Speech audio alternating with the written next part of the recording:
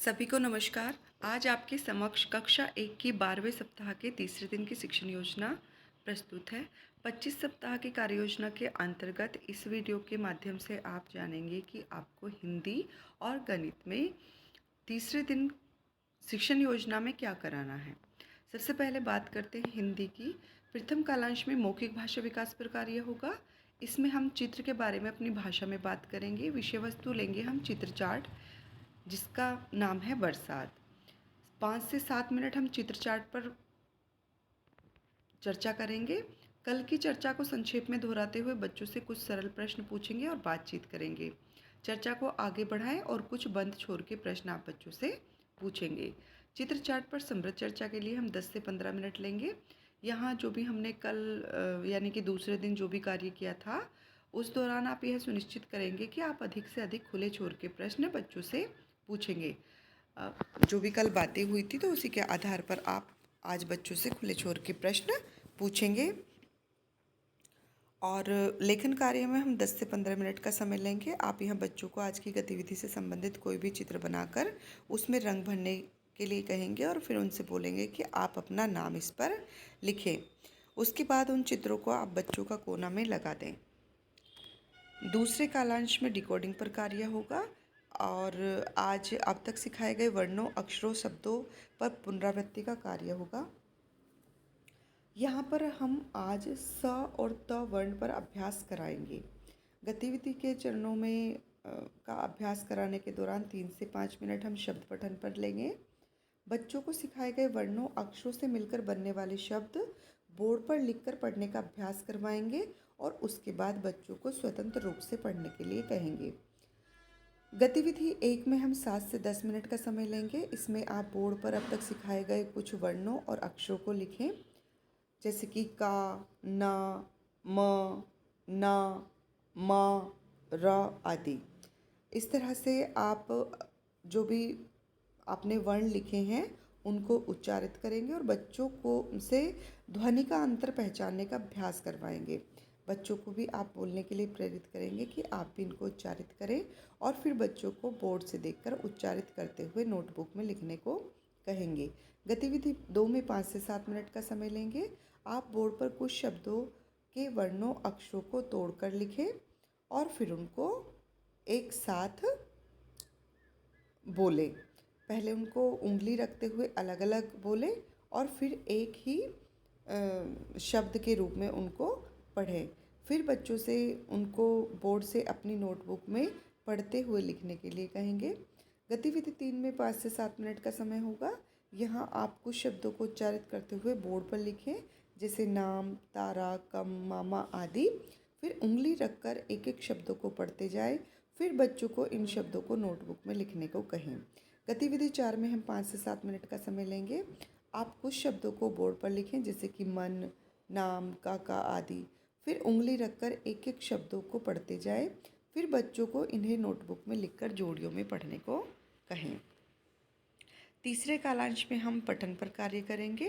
तो यहाँ पर हम साझा पठन, लोगोग्राफिक पठन का अभ्यास करवाएंगे। विषय वस्तु हमारी बिग बुक होगी और माँ और बच्चे उसका नाम है। बिग बुक से पठन के लिए हम 10 से 15 मिनट का समय लेंगे। पिछले दिन हमने जो भी चर्चा की थी उसको दोहराते हुए हम बच्चों से कुछ सरल प्रश्न पूछेंगे और फिर कहानी को एक बार आदर्श रूप में पढ़ेंगे। उसके बाद बच्चों को अपने साथ साथ यानी कि साझा पठन करने के लिए कहेंगे।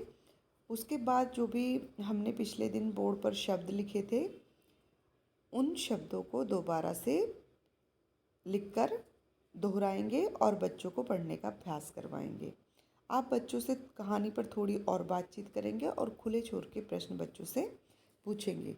15 से 20 मिनट में लास्ट के जो 15 से 20 मिनट होंगे उसमें हम रेमेडियल कार्य करेंगे। अब तक स्कूल रेडीनेस के अवलोकन के आधार पर रेमेडियल कार्य कराएंगे। जो बच्चे हमारे ठीक से सीख नहीं पा रहे हो तो उन पर हम विशेष ध्यान देते हुए उनको उपचारात्मक शिक्षण कराएंगे।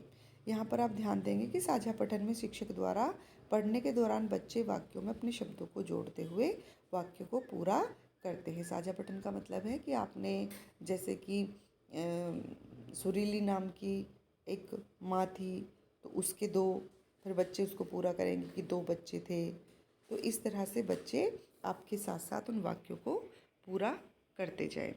अब हम बात करते हैं गणित की।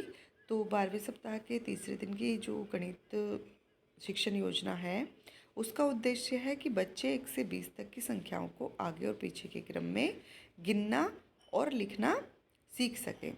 तो यहाँ पर संसाधन हम संख्या कार्ड लेंगे।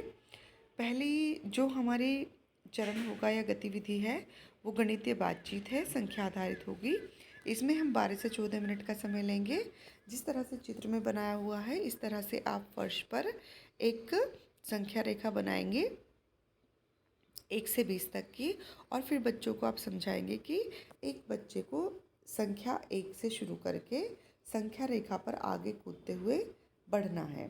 फिर आप अन्य बच्चों से पूछोगे कि बच्चा किस संख्या पर खड़ा है, या अगली कूद लगाते ही वह किस संख्या पर खड़ा हो जाएगा, पिछली कूद लगाने से पहले वह किस संख्या पर खड़ा था। यहाँ पर आप बोर्ड पर एक क्रम में संख्या लिखते जाएंगे और इस प्रक्रिया को अन्य बच्चों के साथ दोहराएं। आप बच्चों को 20 से 1 के क्रम में भी संख्या रेखा बनाकर समझाएं और फिर बच्चों को आगे व पीछे दोनों क्रम को समझाएं। दूसरे चरण में हम समूह कार्य करेंगे। यहाँ हम 18 से 20 मिनट का समय लेंगे। यहाँ बच्चों को आप 4-4 के समूह में बांट दें और 1 से 20 तक का संख्या कार्ड दें। जो हमारी गणित किट में कलरफुल संख्या कार्ड है, आप उनको 1 से 20 तक बच्चों को देंगे और फिर समझाएंगे कि संख्या कार्ड को 1 से 20 तक के क्रम में रखना है। बच्चे उसको क्रम में रख लेंगे। फिर आप बच्चों से पूछेंगे कार्ड दिखाते हुए कि यह कौन सी संख्या है। उसके बाद तुम कौन सी संख्या का कार्ड रखोगे। उसके बाद यहाँ पर आपके लिए कुछ बिंदु होंगे कि संख्या कार्ड को 20 से 1 तक क्रम में रखने के लिए भी आप कह सकते हैं। अब 2 बच्चों को एक साथ आप आगे बुलाएंगे। आपके पास संख्या कार्ड होंगे और कोई भी एक कार्ड निकाल कर टेबल पर रख दें और फिर बच्चों से पूछें कि एक बच्चा इस संख्या से पहले जो भी संख्या आती है वो कार्ड उठाएगा और दूसरा इस संख्या के बाद वाली संख्या कार्ड को उठाएगा। कुछ और बच्चों के साथ आप प्रक्रिया को दोहराएंगे और फिर बच्चों को संख्या कार्ड को 20 से 1 तक के क्रम में रखने का कार्य करने के लिए भी देंगे। उसके बाद तीसरे चरण में हम बोर्ड पर कार्य करेंगे। 10 से 12 मिनट का यहाँ पर समय होगा। आप बोर्ड पर कुछ संख्याएं लिखेंगे, उनको आप क्रम से ना लिख के आगे पीछे लिखेंगे, जैसे कि यहाँ पर भी लिखा हुआ है 15, 17, 16, 19, 18। फिर आप बच्चों को इन संख्याओं को अपनी कॉपी में क्रम से लिखने के लिए कहेंगे। फिर आप बच्चों से प्रश्न पूछेंगे कि किस संख्या को सबसे पहले रखा है, बीच में रखी संख्या का नाम क्या है, 18 के बाद कौन सी संख्या आएगी। उसके बाद फिर क्रम को पूरा करें। आप कुछ बड़ी से छोटी की तरफ संख्याएं लिखेंगे और बीच में रिक्त स्थान रखेंगे, जैसे कि 20 लिखा, 19 के लिए खाली, 18 लिखा, 17 के लिए खाली, 16 लिखा, 15 के लिए खाली और फिर अंत में 14 लिखा। तो फिर इस तरह से लिख के बच्चों को इस क्रम को पूरा कराएंगे। उसके बाद आप देखेंगे कि अब तक जो भी आपने शिक्षण योजना में बच्चों से प्रश्न पूछे हैं, तो उन प्रश्नों के क्या 70% बच्चों ने सही उत्तर दिया है। अगर हाँ, तो दूसरे कालांश में आप जो हमारा कार्यपुस्तिका का कार्यपत्रक 3 है 12वें सप्ताह का, उसको कराएंगे। और यदि नहीं, यदि आपके 70% बच्चे प्रश्नों का सही जवाब नहीं दे पा रहे हैं, तो आप इस शिक्षण योजना को अन्य बदलाव के साथ दोहराएंगे। अब हम बात करते हैं कार्यपत्रक की। तो इस सप्ताह का जो कार्यपत्रक है वो इस तरह से होगा। यहाँ पर बीच के डिब्बे पर संख्या लिखिए। आगे पीछे की संख्या लिखी हुई है, बीच के डिब्बे पर आपको संख्या लिखनी है। बाएं तरफ से घर पर संख्या लिखें। बाएं तरफ से घर पर संख्या लिखें। तो यहाँ पर 11, 12 है, तो आप देखेंगे कि बच्चे को यहाँ पर क्या संख्या लिखनी है। क्रम के अनुसार संख्या लिखें। यहाँ एक क्रम है, एक में कुछ नहीं लिखा हुआ और 3 संख्याएं लिखी हुई हैं, तो यहाँ पर देखना है कि क्या संख्या लिखी जाएगी। क्रम के अनुसार संख्या लिखें। इसी तरह से यहाँ भी क्रम के अनुसार बच्चों को संख्या लिखनी है, जैसे कि 11, 12, 13 और फिर 14। जो संख्याएं क्रम में हैं उस पर सही का और जो क्रम में नहीं है उस पर गलत का निशान लगाएं। जैसे कि 9, 10, 8 ये क्रम में नहीं है, 13, 14, 15 ये क्रम में है, 1, 6, 2 ये भी क्रम में नहीं है, तो यहाँ पर क्रॉस का निशान लगाएंगे। ऐसी 2 संख्याएं लिखें जो 11 के बाद लेकिन 18 से पहले आती हैं। तो बच्चों को आप बताएंगे कि 18 और 11 और 18 के बीच में जो भी संख्याएं 2 आती हैं वो आपको यहाँ पर लिखनी है। ऐसी 3 संख्याएं लिखें जो 15 से पहले लेकिन 9 के बाद आती हैं। यहाँ भी वही संख्याएं लिखनी है जो 9 और 15 के बीच में आती हैं। तो इस तरह से हम इस बच्चों को ये कार्यपत्रक करवाएंगे। तीसरे कालांश में हम खेल गतिविधि करेंगे। तो यहाँ पर जो हमारी खेल गतिविधि है उसके लिए हम फ्लैश कार्ड और ब्लॉक्स का प्रयोग करेंगे। अगर आपके पास और भी इससे अच्छी खेल गतिविधि है तो आप उसका भी प्रयोग कर सकते हैं। सबसे पहले यहाँ संपूर्ण कक्षा के बच्चों को आप 4-4 के समूह में विभाजित कर लेंगे और फिर 1 से 20 तक कोई भी संख्या बोले। प्रत्येक समूह संख्या से संबंधित फ्लैश कार्ड व ब्लॉक्स को निकालेंगे।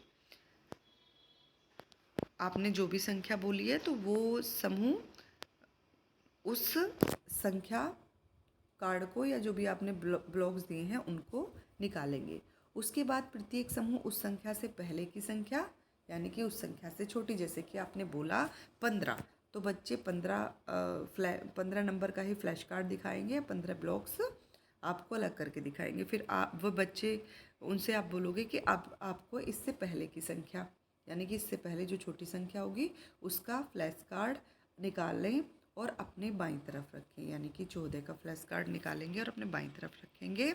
उसके बाद बच्चे इसके बाद आने वाली संख्या को निकालने को कहें बच्चों को और उसको दाईं तरफ रखने के लिए कहें, यानी कि 15 बोला तो उसके बाद पहले हमने पहली संख्या बोली 14, उसके बाद अब दूसरी संख्या बच्चों को पता होगा कि 16 होगी तो उसको हमें अपने दाईं तरफ रखना है।